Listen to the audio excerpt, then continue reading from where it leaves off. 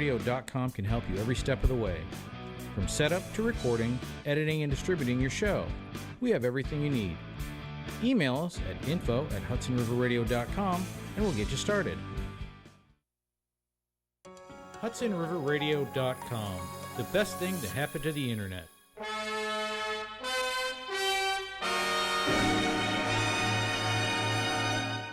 Hi, everybody out there in computer radio land, and welcome once again to the Silver Screen starring Mercedes Kent and Big Jim Wheeler.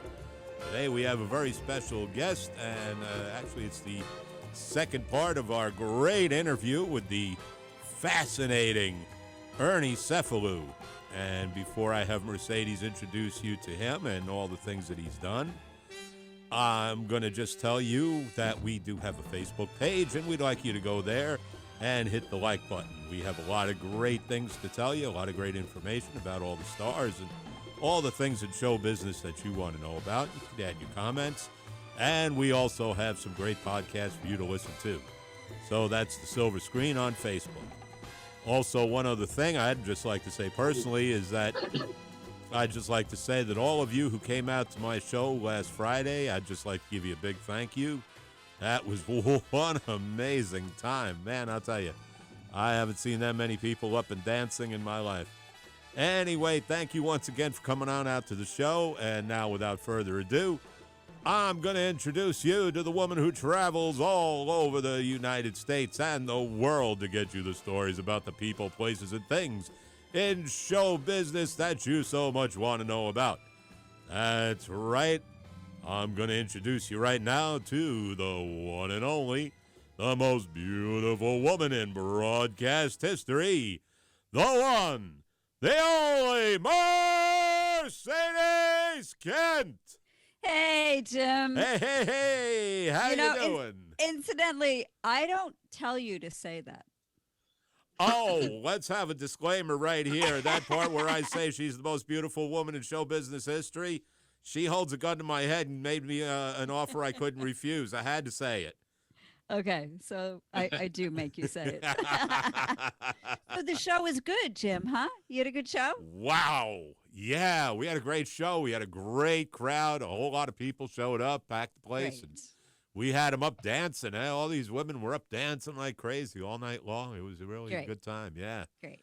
Everybody wanted pictures and autographs afterwards. It was really a big fun time. Very good. Very good. I'm so sorry I missed it, but of course I couldn't be there. And well, you try for the next one. I'll be at the next one. There you go. One little announcement: the drive-in is open. The Warwick Drive-in. Yes. They advertise on Facebook. Yeah, well, they don't advertise on our show, but that's besides the point. But I just wanted to let everybody know that they are open. We advertise for them. We do. All the time. Yeah, they should give us money. They should give us or some at least free tickets, and gift certificates to the concession stand. Yeah, they should give us lots of things, T-shirts and hats. Yes, a bottle of wine as we go through the gate, that kind of thing. Yeah, a basket. For my dog. A basket with, all the stuff that you have in baskets. Yes, all those things. I like that, caviar and that kind of thing. Wow, we just got real fancy, didn't we? Well, the drive-in owes us, so come on. We've been advertising them for years. That's right, and all we're asking for is caviar and champagne, free. That's right. Free tickets and free everything. Yeah, that's no it. big deal. That's all. We are so excited to have Ernie Cefalu back again. I'm so glad that I have my notes on how to say your name. I hope it took me a long time to figure it out myself. So don't feel bad at all. Ernie is responsible for so many album covers and logos that you are familiar with and have in your home, I'm sure. Well, if you can see behind him, I mean, that's just an avalanche of albums there. That's incredible. Yeah. It's just a small fraction, too. Yeah, that's what's awesome. It is. I mean, well, it's 52 years worth of work.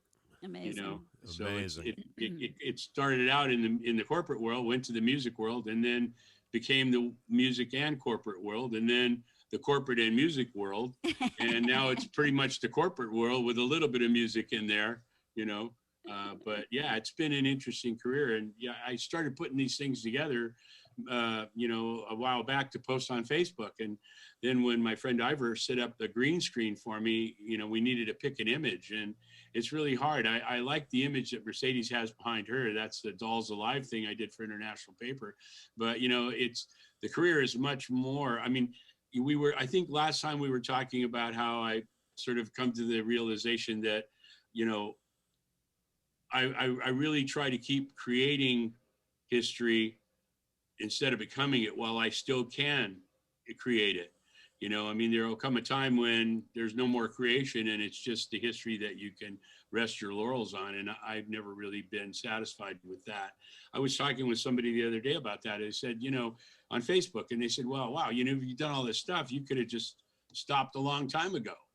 And, you know, the creative process is, if it's like being anything else, it's a real dedicated professional to what you do, and you love it and it's part of you. It's hard to stop that. You know, it's not like a faucet. It's never, I have friends that are like that. You can turn it on and turn it off.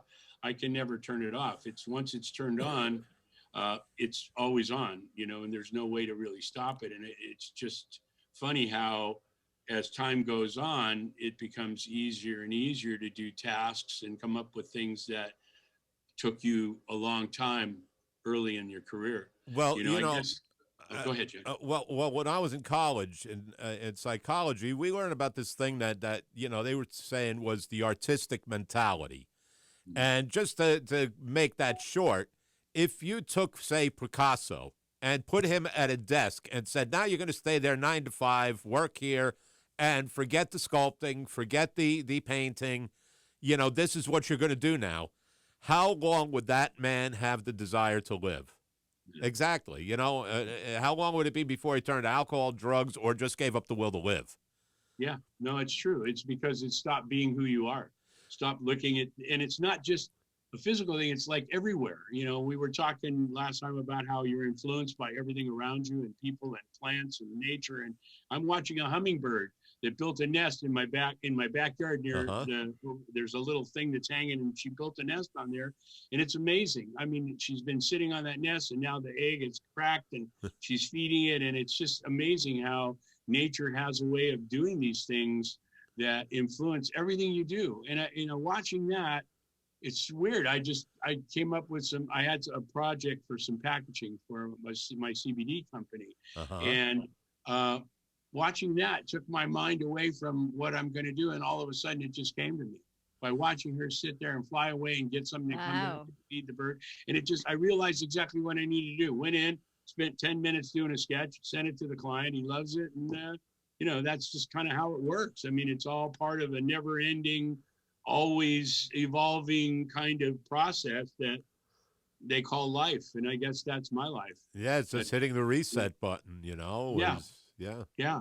I love that you were influenced by a hummingbird. That's amazing. Oh, they're so small. They're so wonderful. I got up on a ladder and looked down when she was gone, and the egg was about the size of the tip of your little finger, half the size of a jelly bean, you know, and it's just incredible how, you know, and she's so dedicated. I mean, who taught her? She didn't have parents to bring her up and teach her that she needed to do that. It's just how she's wired, how she's created, and how she needs to.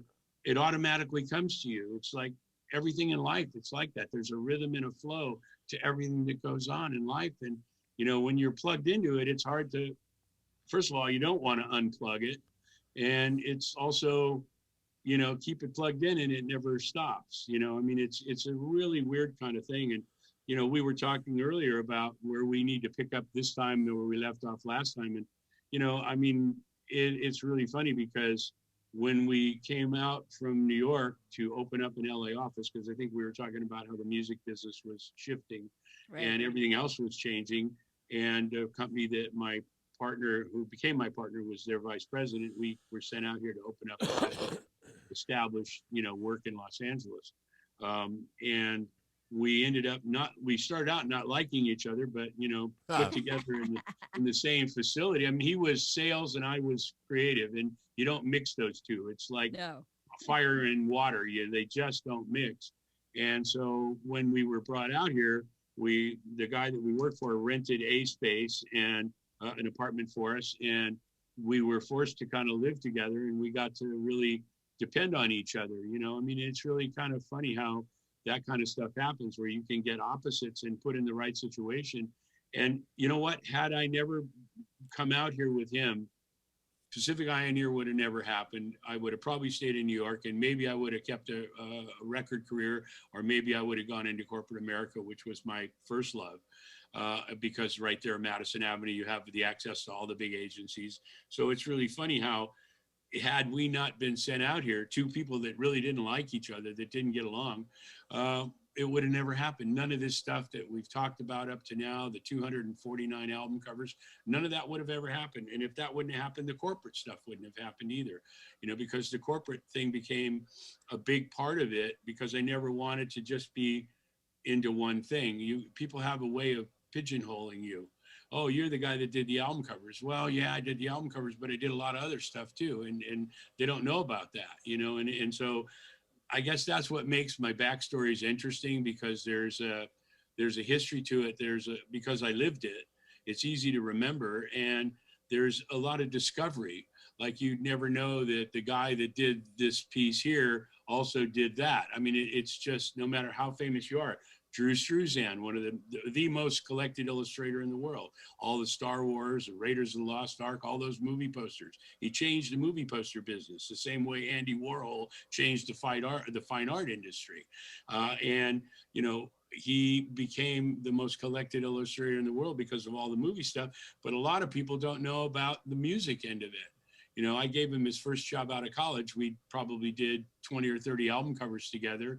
And then if they knew about some of those, like the more famous ones, like Welcome to My Nightmare or Black Sabbath, Sabbath Bloody Sabbath, if they know about those, they certainly don't know about Flying Tiger Air Freight and the work that we did for them, and Sizzler Steakhouse. And so there's all these interesting things that go along with the artwork that we talk about. I mean, actually, the stuff that I did, the graphics that I did, is probably the most boring of all of it.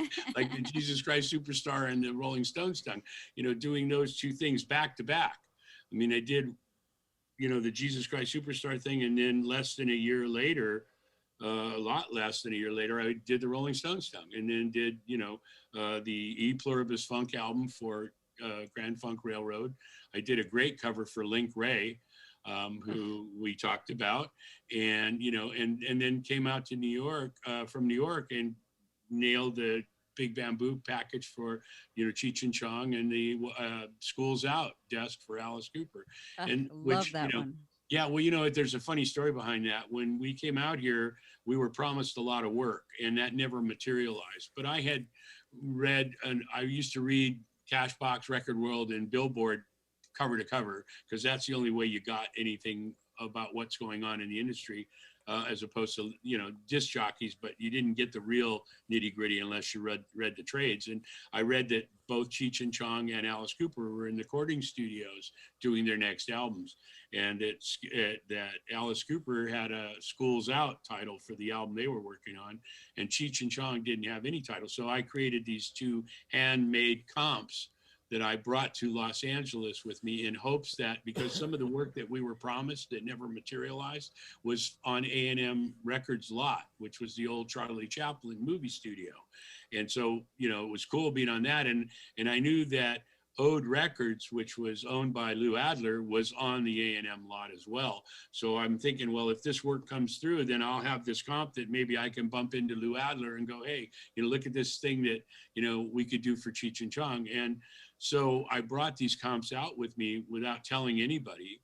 And at a certain point, in trying to establish this guy that we work for his office, we weren't getting any traction at all. So I brought these two comps, and by now the vice president and I had bonded. His vice president and I had bonded. We were both in the same sinking ship, and we needed to really depend on each other to stay awake and bail out the water. Otherwise, we were going to sink big time. So I shared these two comps with him, and he actually picked up the phone, called Lou Adler, made an appointment to meet with him. Saying that, he had the creative director that did, the Jesus Christ Superstar and the Rolling Stones song and some of these other covers. And we have an idea for you that for Cheech and Chong, that no obligation if you give us 15 minutes of your time. And so he agreed to an appointment. He called up Shep Gordon at Alive and said basically the same thing. And Shep said, in true Shep fashion, have you ever seen Alice? And no, neither one of us had, because this is like 1972. Actually, the end of 71. Shep Gordon is Alice Cooper's manager. Yeah, right, and best friend. And anyway, so he said, well, if you guys have never seen him, he's going to be at the Palladium this weekend. Why don't you come to the show, and then we'll meet with you on Monday after the weekend. So we did. We went, and we didn't have any backstage pass or anything. We were just in the audience, and we're watching the show. Canned Heat opened for him, but it was really an Alice Cooper crowd. And as soon as Alice came out, I mean, I thought the place was going to fall down. I really did. We were up in the balcony, and the thing's doing this, and so Alice starts the routine, and then he gets into that Gutter Cats thing. That's a takeoff on the West Side Story. Sharks and the Jets, yeah. So he starts doing that, and there's a heckler in the audience. And Alice is not paying any attention to him. And the guy is getting louder and louder. And oh, by the way, Shep promoted this concert is if you have a weak heart and you have any kind of medical problems, you shouldn't come to this concert. Shep. Yeah, of course. And not only that, we have a team of doctors and nurses on staff here just in case something happens, right? So, of course, that's like telling a kid you can't have the candy. As soon as you're out of the room or looking the other way, they're going to grab it. So the place is packed, and this heckler is in the crowd. And Alice is sort of dealing with it, and then he starts interacting with the guy, and the guy's getting louder. And Alice said, well, yeah, why don't you come up on stage and say that? So the guy goes up on stage, and as he gets up there and walking toward Alice pulls out this switchblade and stabs the guy. The guy falls down, and people are screaming, and the lights go out. And the Palladium is a small venue. I mean, you couldn't see your hand in front of your face. That's how dark it was. And people, you could hear the rustling in the crowd, and people are, and then the lights come back on, and Alice is going up the steps to the judge who's sitting behind this podium and sentences him to death, right, for killing the guy. Lights go out. It's dark. You can't hear any, but everybody's freaking out. The lights come back on, and Alice is in a straitjacket, and they're walking him up to the hangman's noose. And they put the noose around his neck. And I'm telling you, people are freaking. The bottom drops out of the gallows, and he's dangling. He's doing one of these things, right? And people are freaking. People are fainting. We could see down into the audience, and people are passing out. Now I don't know whether they were staged to do that or whatever, but people were screaming and yelling, and it was crazy. Then the lights go out, and they're out for a couple of minutes. They come back on. No Alice, no anybody, no encore. Okay, people are there for 5-10 minutes banging their feet and stamping and yelling they want encore. No encore. So the first thing you do is go back home and you turn on the radio and you listen to what the disc jockeys have to say, and they're all in on it. They're going, well, we heard that there was a mishap with the gallows and he actually hung himself. So there's all.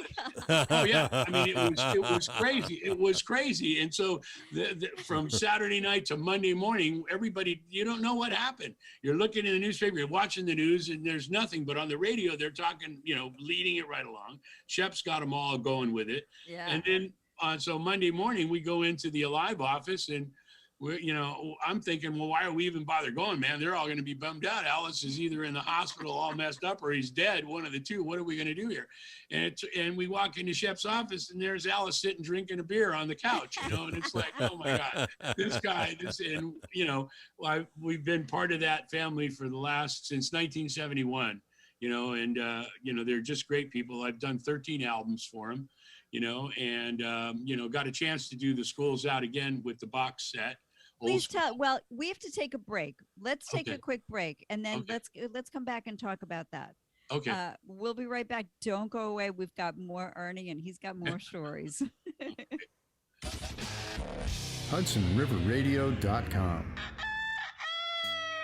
Hey, Yvonne, do you know what Tony the Rooster is telling you? Hey, Allison, of course I do. That's right. Tony wants you to join us for Getting Dirty on HudsonRiverRadio.com. You'll learn all about gardening, local farming and farmers, and why it's cool to get dirty. Join us because it's awesomely awesome. Subscribe to Getting Dirty on Apple Podcasts, Spotify, iHeart, or wherever you get your podcasts. Hi, this is Big Jim Wheeler. I grew up on a farm as a kid, and, well, back in those days, we didn't have much TV to watch. So as a family, we'd sit around the radio and we'd listen to those old shows. Well, I've become a huge fan of those classic radio shows, and I'm thrilled to share my personal collection of original broadcast recordings with you. Well, we got old westerns, superheroes, classic stories, we got them all. Check out Hudson River Radio's Classic Radio Theater. And don't forget to subscribe to the podcast so you'll never miss a show. This is Big Jim Wheeler signing off and hoping you enjoy the show. Subscribe to Classic Radio Theater on Apple Podcasts, Spotify, iHeart, or wherever you get your podcasts. HudsonRiverRadio.com.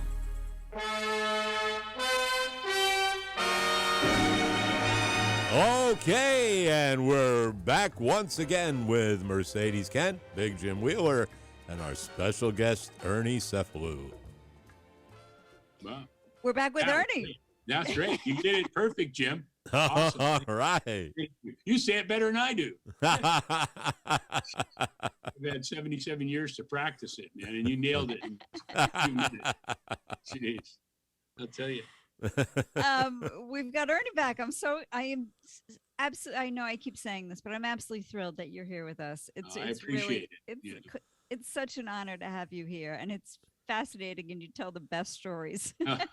Thank you. Well, it's been a really amazing career, and it's funny because I right now I feel like I'm at the top of my game. We just picked up a huge corporate account yesterday, and it's going to be an amazing account. And it never stops. It's like, it's really weird. I don't know how else to explain it. It's like running a race, and if you could be in the lead, and the one thing you don't want to do is sit down and rest, because the race keeps going and you're sitting there resting, watching it go by. And that then you become history, which is what we were talking about earlier. Out of sight, out of mind. Yeah. And it's very easy to be history. It's very, very easy. As long as I can keep creating it and changing it and making it, that's what life's all about. Ernie, you're never going to be history. I mean, you are going to be history. He is but history. You're also going to be current. But, and to that point, somebody said that, well, you were already history. What do you mean you don't want to, become history? You already are history. Yeah, but history keeps changing, and I keep evolving with it. I mean, I just released in the medical marijuana industry, one of my clients, King Clone, we just brought in augmented reality. So I've got a company in Canada that I did these. There, for example, there's a Medusa, right? Is a strain. It's a marijuana strain, and you buy the jar, the 8th jar that comes in, and on the lid of the jar, there's a drawing that I did of Medusa, and there's this QR code that says "Scan me." And when you scan it with your phone, you don't need an app. This guy in Canada has developed a technology. You don't need to download an app. You just point your phone at it, and the Medusa pops up in 3 dimension on top of the jar. Wow. And all the snakes are, and it's got sound and everything. So imagine you're sitting there getting a buzz on with your buddies. You go, "Hey guys, check this out." What I wonder is, where was all this stuff in the 60s when we needed it? Now they got all this stuff. We used to have to depend on acid and stuff. Now it's all just it's right there for you in technology. But that's true. Constantly making history, and that's really the most important thing to me, to not really ever stop to take a break.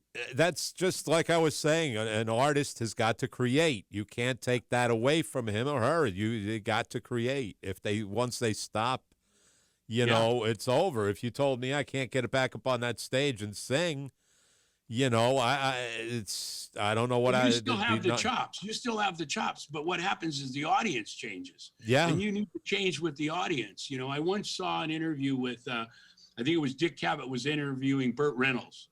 And he said to him, Burt, at one time you were the biggest box office, draw in movie business. What happened? Where did you go? And he said, I didn't go anywhere, man. My audience went. Yeah. And it's really true. So, but the trick is to stay current with the audience. Yeah. Stay in touch, stay plugged in. I plugged myself in a long time ago and I never unplugged it. Okay. And I know that if I unplug it, I'll rest and I'll be okay. Okay. Because I've already made history, but I don't make any more history. It stops right there. And I don't want it to stop. Picasso painted to the day he died. Yeah. He died like 92 or something. And as he went down, he made a stroke. And that's now $15 million on a piece of canvas. Damn. So, you just, I hope that I can enjoy that same kind of life to where I work up until the day I plots, Singers like Frankie Lane and Slim Whitman went into their 90s performing. Yeah. You just do it until you fall down. That's it. Until until it's impossible to do it anymore. Yeah. And I'm a total advocate for that. I mean, I am too. And it's funny because whenever I talk about that, it isn't like I show you a bunch of old stuff. Uh-huh. And then I tell you how current I am right now. Anybody can say, oh yeah, I'm current, I'm doing all these things, but okay, well, let's see what you've done and let's see how good it is compared to what you did before. I can show you, I've got out in my space where all the artwork and everything is, I probably have I'd say over 3,000 or 4,000 images. Okay. Original artwork, sketches, comps. I have two boxes filled with sketches that were never bought that in case I ever lose my brain power and I need an idea, I can go back to one of those boxes and go through it and find an idea. I don't throw ideas away. They're like gold, Sure. And so, I mean, I can show you all these pieces and not one of them looks like the other. And that's part of how I'm wired as well. I have to, and I guess I learned that at Pacific Ioneer. I mean, I kind of knew it beforehand, but Pacific Ioneer for me was a real epiphany. Coming together with guys like Drew Struzan and Bill Garland and Ingrid Hinke and Joe Garnett. These were people that were coming up at the same time I was, and we were teaching each other. And they were much better than I was. So I was forced to be better than I ever dreamed I could be. I mean, if you were to tell me when I got started on Madison Avenue that, oh, you're going to do some stuff that's iconic and you're going to do all this stuff, I go, that's not me, but I had to be that. These guys made me be that. I couldn't walk into the office with an idea that was less than a home run because they just bust my chops, and that's really, and when I look back at it, when I was in college, the same thing. I had 3 roommates that were workaholics. And if I decided to lay down and take a little nap or something, they'd come and wake me up and go, did you do this? Or did you get that done? You got this class. And it was just, you were forced to up your game because it's real easy to get to a point and go, oh, this is really great. I'll just coast here, all the way through life. You can't do that, man. Life is it's an uphill battle. Well, and I battle every day. Well, that's like being in the ring. Every time, you face an opponent, depending on how good that opponent is, you have to be just that much better. So you got to bring your A game. If you're up against, somebody like a Joe Louis or a Muhammad Ali or a Marciano, you better bring your A game. If you're up against, some guy that's, Joe Slob, okay, maybe you don't have to pour it on as much. But I understand what you're saying. Where the competition is, you've got to be one step better. Always. And, going to New York, like we said in the last part of the first show that we did, New York for me was really getting in the ring with a real opponent. And I was like devastated. I mean, there was no way that I was I'm sitting in my corner sweating and beat up. And I'm looking at the guy over there and he's just like, he's going to just, I could see the skulls in his eyes when he's looking at me. And all I wanted to do was go back home and get in bed and cover up and never come out again. Yeah, right. Had it not been for my wife who's saying, you got to do this. You can't run. Running from adversity is like lying. It's really easy to do. The only problem is it becomes a habit. And with lying, it's even harder because you got to remember who you said what to. Yeah. So I can't tell you something and then a year later go, oh yeah, and well, wait a minute, that's not what you told me a year ago, because people don't forget. Exactly. So, you just got to keep on doing it. Like you said, you got to keep on bringing your A game. And I learned that. I learned that in school and college. I learned that in New York. I learned that coming out to LA. And I mean, I was 26 years old when I started Pacific Pioneer. I didn't have a lot of knowledge. I had some work. And I had $2,500 and my partner put in $2,500 and we started Pacific Pioneer, and it was amazing because Shep Gordon and Alice Cooper became the best salespeople we ever had. Wow. Can you tell me how you came up with the name for Pacific Pioneer? Oh yeah, well that was very interesting because at the end of our tenure with the guy that sent us out here, I had pretty much been courted by his major competitor. In those days, the guy that we worked for was a broker. I think I told you that before. Record companies weren't buying packaging from printers. They were buying it from brokers. So the broker would add a margin in there. And like the guy that I worked with on the Sticky Finger thing made a nickel on every album that they did because he bought it from the printer and sold it to the record company. So there's a room in there to put a nice little healthy margin in there. And so there was another company, the guy that I worked for was tied into one of the biggest printers in the United States. And they did a lot of board printing, board on like cosmetic packaging and stuff. And that's where the music business, the record industry was going with that board packaging. We talked about that. And there was another competitor called AGI, who was out of Chicago, and they were really coming out here to do the same thing, establish an office in the mecca of where the music industry was, San Francisco, Los Angeles. Okay, and there's a lot of printers here, and they were trying to establish a foothold as well. Long story that one of their partners was my neighbor in Brooklyn, and that's a whole nother story. But he came out here, and I shared an album cover construction that I created for Jesus Christ Superstar with him, and it wasn't bought. And we ended up putting it in a box instead of the configuration that I had designed, which was like a crucifix. And so he ripped that off from me doing the Black Moses album. If you remember the Black Moses album, the Isaac Hayes, he was out like this, outstretched arms. It was like a crucifix. And he ripped that package off from me. And when I called him on it, he said, oh, well, yeah, I owe you one. So oh I my said, gosh. Okay, it's all right.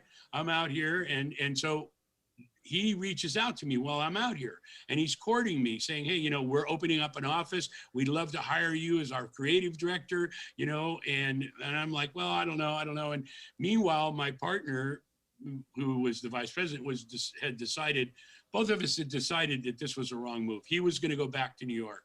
All his connections were in New York, and he was from New York. So he was like a fish out of water out here. So I was being courted by the competitor. He was ready to go back to New York.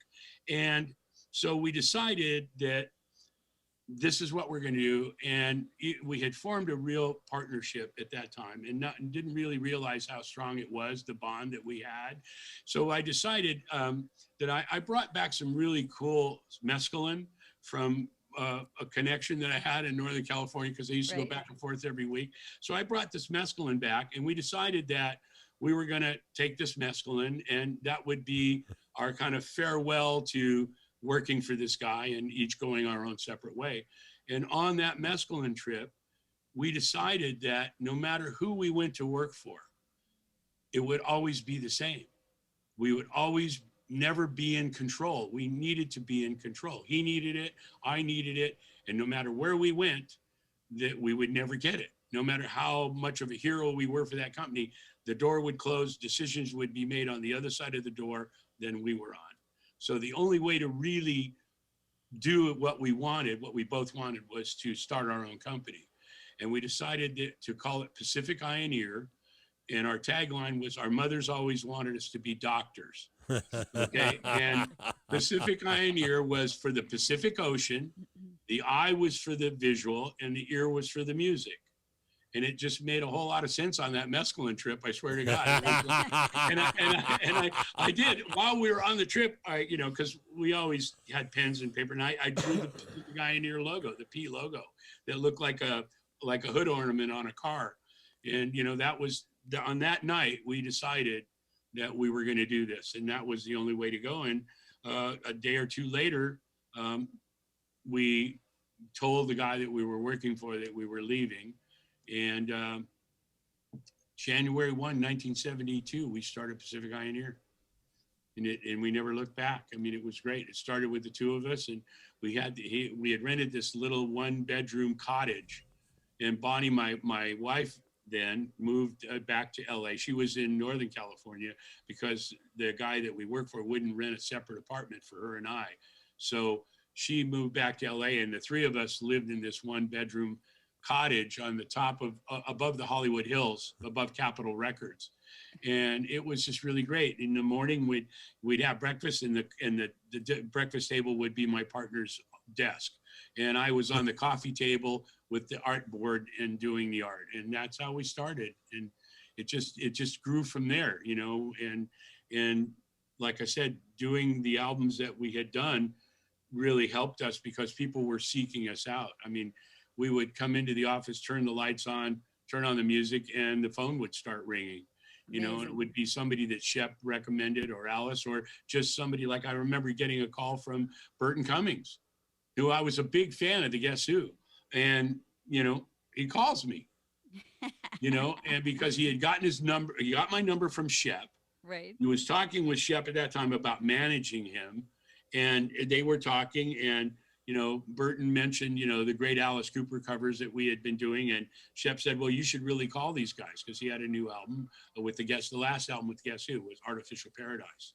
It looked like a big junk mailer. It was great. I mean, Burton and I are still best friends, and we've been friends since 1972, and I'm working on a new album for him and a poetry book. Last year, we did a poetry book for him. He writes beautiful poetry.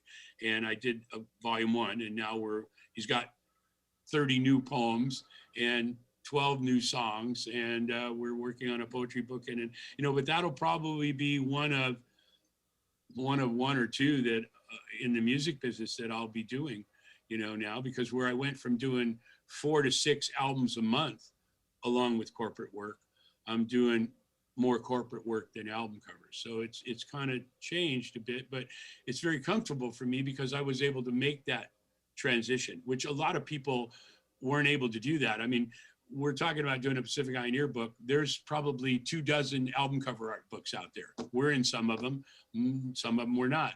But our album cover book is going to be album covers and corporate, and how the two kind of mesh together, and how the same people that were working on Alice Cooper's Schools Out or $1 Billion Babies was also painting 13 buses for the LA RTD that looked like submarines sitting in the water, that would take kids express and back and forth from where they live to the beach, and it was this great campaign that we created called Street Fleet.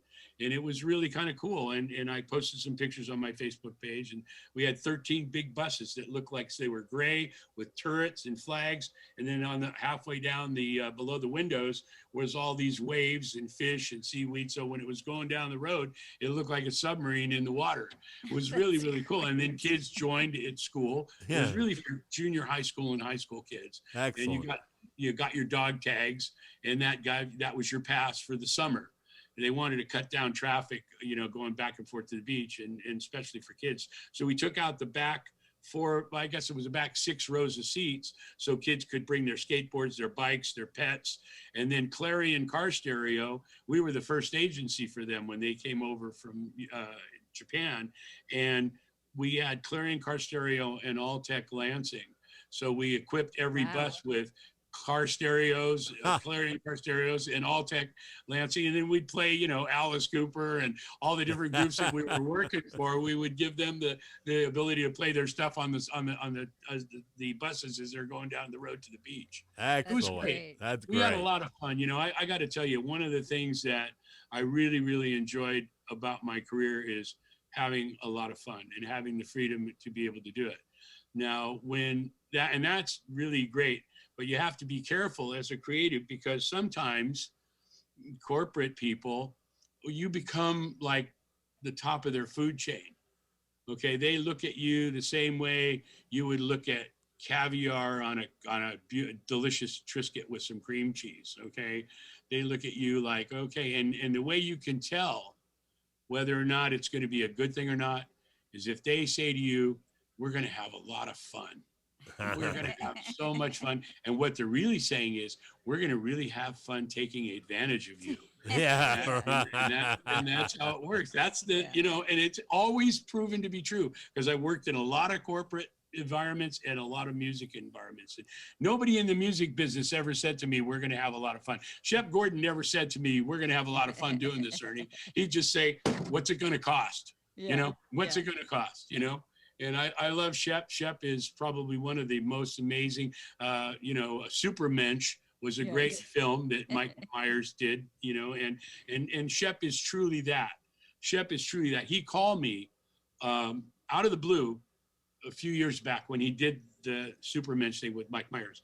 And he said, "I want to apologize to you." I said, "For what?"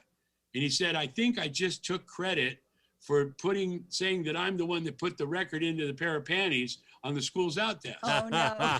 And I said, "Shep, it was your idea. It was not my idea. I came in, I had the school desk comp, but I had the record in a regular Warner Brothers sleeve. You took it out and said, 'Hey, we just ordered all these panties. Let's stick it in here.'" And so he goes, "Oh, okay, you're right." Click. Hung up the phone. But that's Shep. That's really Shep. And he is one of the most honest. He and Lauren Schiffer, Burton's manager, those two guys, I mean, you guys are aware of the music business. You know the way that musicians were taken advantage of by the record companies and really taken advantage of by their management. Oh, their hell yeah. Managers. I mean, it's notorious.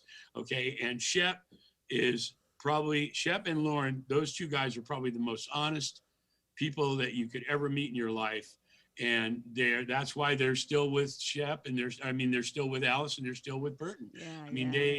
It's hard to find, just like it's hard to find the right combination of musicians to get that sound that becomes popular and that becomes synonymous with you. It's equally as hard to find management that are going to watch out for you like it's their own. Most of them instead of helping you, they help themselves to you. Ernie, we got to take another quick break. Sure. I'm Okay. sorry. I'll get in my corner and towel me down. Throw some water on me. All right. Just hang tight for a second. We'll be right back with more Ernie. I think I'm going to go run around the corner. I'll be right back.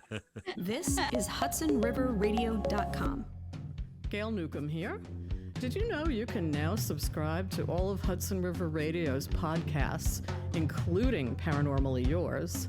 And they're always available right in our Hudson River Radio app. You can also sponsor one of our shows to get your message heard locally and around the world. Just shoot an email to info@HudsonRiverRadio.com and we'll get you started. That's info@HudsonRiverRadio.com. Subscribe to Paranormally Yours on Apple Podcasts, Spotify, iHeart, or wherever you get your podcasts.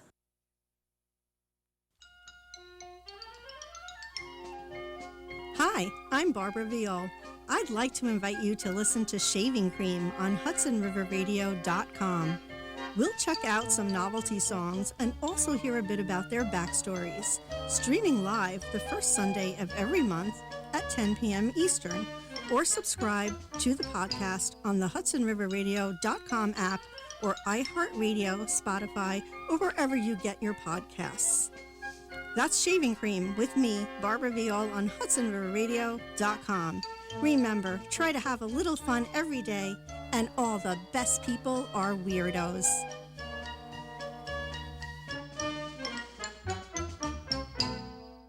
HudsonRiverRadio.com. It beats listening to nothing.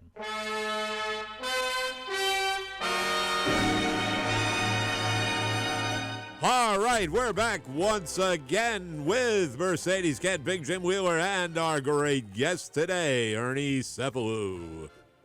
So we've already agreed that we're going to have to come back and do a third show because I have literally not gotten through half of the questions that I want to ask you. Well, I'd love to, and like I said, whatever you guys decide, I'm fine with it. I even have a few questions. I have no life. I'm a lonely guy. Anybody that wants to talk, I'll come and talk. No, I'm just kidding. I I'm not- really would love to hear about the Alice Cooper box desk Okay. set because I Yeah. don't know anything about it, and I'm a huge Alice Cooper fan, and I'm very upset that I don't know about Oh, this. yeah, well, it was an interesting project because there was controversy with Schools Out.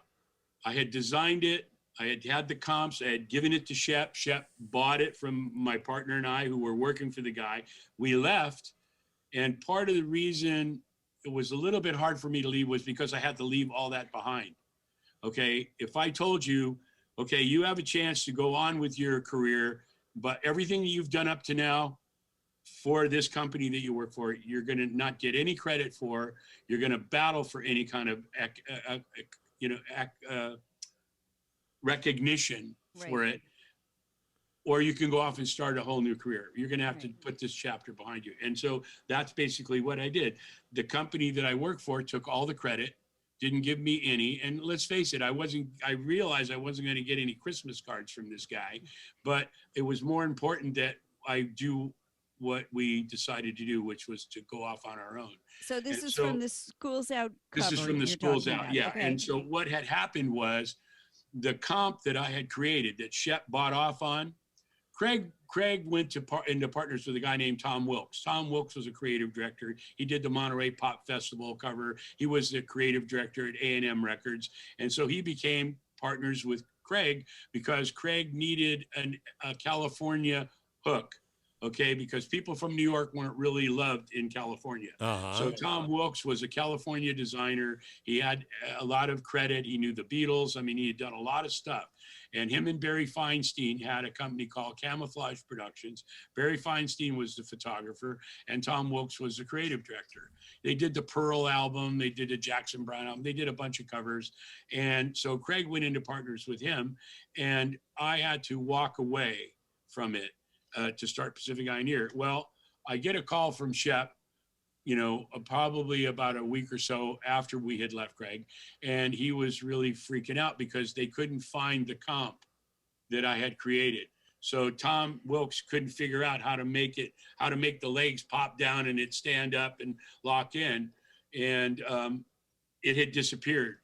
Now nobody knows what happened to it. It might have been liberated. We don't know. Wow. The jury's still out. Okay. But I'm not telling anything out of school. So, I mean, unless you've got photographs and fingerprints, I ain't copping to nothing. So, but anyway, that got lost. Okay. And so Shep said to me, I need your help. Will you work with me and Alice to get this thing right? Because they can't get it. They've tried. They just they can't figure out how to do it. So I said, sure, of course. So I created another comp for them, showed him the construction. He shared it with Craig. Nobody knew on the other side that he was working with me. Okay. From that moment on, we did all the albums after that. Shep and Alice stayed very, very loyal to us. And it turns out that a few years ago, I guess maybe 5 years ago, or maybe a little more, they wanted to do, I hadn't done a couple albums. A couple albums had gone by, and I understand that. That's what happens. Sometimes in a family, people move away. You're not in touch with them every day, and for whatever reason. But I never had a falling out with Shep or Alice. We're still very good friends to this day. Excellent. And so I get a call from Shep saying, okay, I was talking with Alice. We're going to do a box set. Okay, it's going to be called School Days. Okay. And it's DAZE, School Days. Of course. It's perfect. Yeah. So I started doing sketches on what that could look like. And he said, we want to make it a school desk. And since you did the Schools Out, this would be a great way for you to reestablish, that and talk to that. And I agreed. I mean, I thought it was great. So I did a bunch of sketches, and it's actually a stiff board desk with a lid that tops up and legs. And so we created about 30 different pieces that went inside the desk when you opened it up. And there's a yearbook, and there's Oh my gosh. some posters and some CDs and 45s and a couple of LPs. I mean, it was a pretty amazing project, and it took us about 4 months to do. And putting all that stuff together. And then Shep had me reach out to a lot of the photographers that had shot Alice over the years to get photographs and stuff from them to put in this yearbook. And there was just a lot of content and a lot of stuff. And so it, like I said, it took me about 4 months to do. A guy that I still does all my finishing now, a guy named Bob Inglesiepen, does all my computer work. And because I do sketches, you know, I should have sent you those sketches. I have them, and I'll send them to you from the from the school days. So anyway, I go to, and I designed this logo, right, with an apple, with a bite out of it, and the snakes wrapped around it. And it's, you know, Alice Cooper's school days. So I go to the meeting to show it to Alice, and they're in a recording studio over in Glendale. And Alice is looking at it, and he goes, well, you know, we decided to change the name of the album to Old School. And I'm like, oh, okay, I've had that happen before. You know, Toys in the Attic was originally called Teddy Bear's Funeral. No. When I went to show the sketches to Aerosmith, to Joe Perry and Steven Tyler, I showed them the sketches. And they go, oh, well, we forgot to tell you, we changed the name of the album to Toys in the Attic. But we really like this style, so maybe you can go back and do something. So we did. But so I'm there, and they said, well, we changed it to Old School because we're really old school. And that made a lot of sense. And I'm like, okay, we can make that work. And they loved the logo. But Alice is looking at it, and he goes, you know, the apple, it's too fresh. It looks too fresh. We're rotten. We're rotten. And so part of that apple needs to look rotten. So I redid that. And that's what ended up, we carved on the school desk for the front cover. It was that snake wrapped around this half rotten apple, you know. And so, you know, it was a very fun project. We had meetings every week, you know, where everybody would get on the conference call and talk about what was going on, and, you know, which photographers are willing to let us use the photography, which ones want to charge for it. You know, I mean, it's really kind of funny. One of the things that I felt as part of the family at Alive and with Shep and Alice is there's this brotherhood that exists. Toby's part of that, you know, there's all these people that were part of that. And I'm very honored to still be part of that. And anything that they ever need from me. I mean, I got a call a couple of years ago. Alice was doing a charity thing, and they wanted the $1 Billion Babies coin to go on the screen behind him. And, you know, what's it going to cost us to get that? It's just not going to cost you anything. Just tell me where you need it to go. You know, I mean, and so I have that kind of relationship with Shep and Alice. And, you know, I think I have like 33 original pieces of his artwork from all the different covers and stuff that we did. Muscle of Love, great cover. Oh my gosh, great cover. Yeah. And that was funny because when we did that cover, you know, it's supposed to be a sex toy. Right. Muscle of Love. And it comes in a cardboard plain wrap box. And if you lift the back, on the back, it's die cut like this. And when you lift it up, it looks like a penis. Okay. And then it's got the oil stain, the grease stain along the bottom of the box. Right. Yeah. And on the inside. So the whole idea was that in those days, mud wrestling was a real popular thing. So Alice and the guys they're in the Navy, they come to the LA, they want to go to the mud wrestling place. And we made the front of that sleeve, when you pull the sleeve out, it's all them in front of this mud wrestling place. Well, that was Pacific Ioneer's office. Oh, really? In the Crossroads of the World, which was a landmark in Los Angeles on Sunset La Brea. And we had that main office that looked like a pagoda-shaped building, and we painted the windows with, you know, to make it look like a mud wrestling place, and, you know, did the whole thing. And we got little Angie, the little short guy, the midget that's in the shoot. He was Bela Lugosi's minion in all the Dracula movies. And he was also in Beretta. He was the guy that had the shoe shine stand that would always give Robert Blake the tips on what's going on in the street. And we you know, reached out to him to be in that photo shoot, and we became really good friends. We used him in a couple of things. He was a great guy. He was only 27 inches tall. He was really strange. He was in Freaks, the movie Freaks that was made back in the 30s. Yeah, sure. He's in that. Yeah. Oh, yeah. A great guy, great stories, you know. And he was married to a woman who was supposedly an ex-alcoholic. So we're in his house, and everything's real little.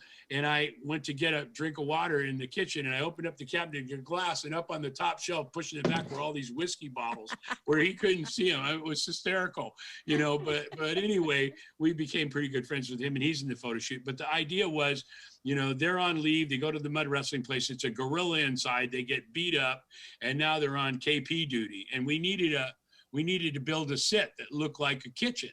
And there was no budget to do that. And one of the people said, hey, the Scientologists have a boat down in the San Pedro Harbor. We could go down there and go in their galley and stuff, right? So I'm like, oh, this is great. So they arranged it. And so we go down there, and you have to sign in to get on the boat, right? Well, I wasn't very smart, so I signed my real name and add contact information. They bugged me for probably 3 or 4 years after that, sending me mail and telling me that I wasn't enough of a man to come down there and get audited and stuff. I mean, it was kind of crazy, but we did a great photo shoot there, with them and on the galley of the boat. And that was the book cover. It was the inside book cover that was in there in the album too. And, it was just doing stuff with Alice. I've had people ask me, what's your most favorite cover that, or act that you work with? And it's hands down Alice, because there's so much content. There's the snakes, there's the makeup, there's the guillotine, there's the electric chair. There's all these things that, are synonymous with him that I mean, okay, so James Taylor plays a guitar. What are you going to do? It's going to be a photo shoot, I mean. So which is your favorite Alice cover that you've done? Oh, God. Nobody's ever asked me that. My favorite album cover for Alice, I would say Billion Dollar Babies, because of the interaction because we talked the first time we talked about how I really wanted to get fans more into being involved than sitting there, taking the record out of the sleeve, putting it on a record player and sit there and read the liner notes, look at the pictures. That's boring. They need to be more involved. So a lot of the covers that I created around that time were interactive, where you actually had to do something more. With the Billion Dollar Babies, there's a big wallet. You pull the $1 billion bill out. You got the individual photographs that you can punch out and put in your wallet. You've got, once you pull the sleeve out, there's printing behind that. So there's a lot of discovery that happens. So Love that one, that. yeah, that was, just to try and make it more interactive, to make it more fun, and get the, because like I said last time, my job was to create the visual link between the musician, his music or her music, and the fan. That's what I needed to do. And I needed to create that. And it's not always an easy thing to do, but one of the things that separated us from record companies, art departments, and other competitors, which there were only a few at that time, doing album covers. So we had personal relationships with each group that we did work for. We got to know them. We got to know their music. We hung out, we partied. It was really, going to the recording studio and watching them. Oh my God, wait a minute. What happened? Oh no. Wait. Oh no. Oh no. Oh, thank God. I thought I lost you there for a minute. Oh no, you're there. I need to learn to never touch anything. It's like, don't ever touch anything. I start touching buttons while I'm getting confident talking, and I thought I lost you there for a minute. Sorry, but so yeah, that Alice cover, Welcome My Nightmare was probably up there too, but it wasn't as interactive.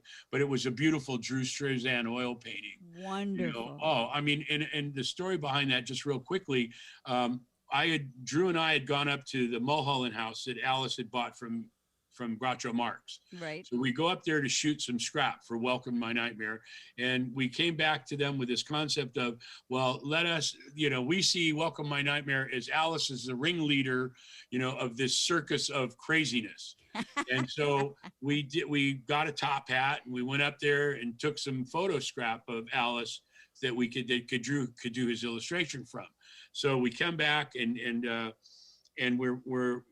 we made some pictures, and Drew's doing, he stretched a canvas. It's 20 by 30. Uh-huh. And oil paintings oil is tough medium to work in, Yes. because it has a long drying time. Yeah. And a lot of times when we do album covers, we'd maybe have 2 or 3 weeks.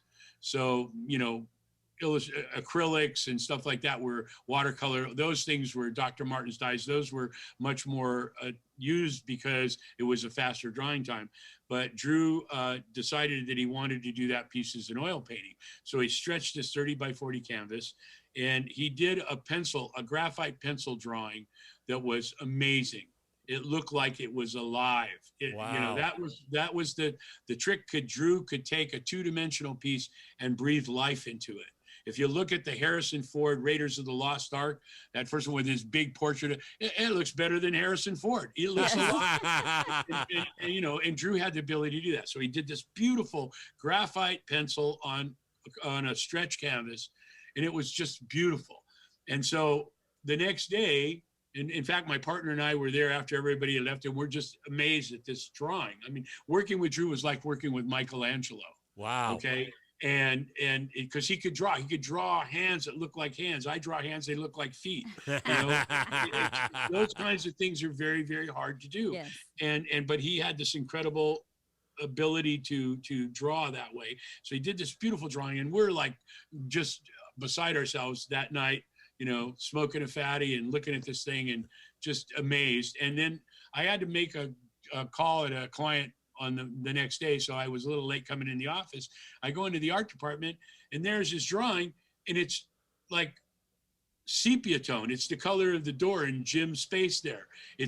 You could barely see the graphite pencil underneath it. Oh. And I said, "What did you do? What?" He goes, "No, don't worry. That's how I work. That's my middle tone. Now I go back in with lights and darks, and I make the painting." And honest to God, it was like, he started in the upper left-hand corner and goes like this. And at the bottom, signs his name, and it's done. It took about 4 days to do. Wow. And he added a lot of dryer to the oil, so it dried right away. But it's an amazing, I mean, it's a J.C. Leyendecker, Rockwell. You know, one of the things that Drew learned at Pacific Pioneer, and he'll even talk about it, is the fact that he learned how to go from a fine artist, which is what he was, to an illustrator, which is what he became. And illustrators, and I think I may have mentioned this before, to a fine artist, an illustrator is a whore. A whore will, you'll compromise your art for money. Okay, you'll compromise your art because this guy felt that it should be green instead of yellow. Okay, yeah. A fine artist would tell you, take a hike. You know, I'm not changing anything. This is the way I want it. So we had to not only, you know, teach Drew, but we had to convert him from that mentality. And the other bottom part of it was, when it came to Alice Cooper and it came to Black Sabbath, two of the most amazing pieces that he's ever done, he was a devout religious person. To him, Alice Cooper was, and the Rolling Stones, who I had done the logo for, and Black Sabbath were satanic.